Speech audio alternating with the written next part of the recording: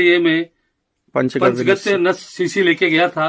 ये मैंने इनको पूछा था कि भाई मेरे को एक्चुअल में खराटे बहुत ज्यादा आते हैं, तो उन्होंने ये मेरे को शीशी दी। बोले भाई साहब इसको आप यूज करो, उसके बाद आप मेरे से बात करना।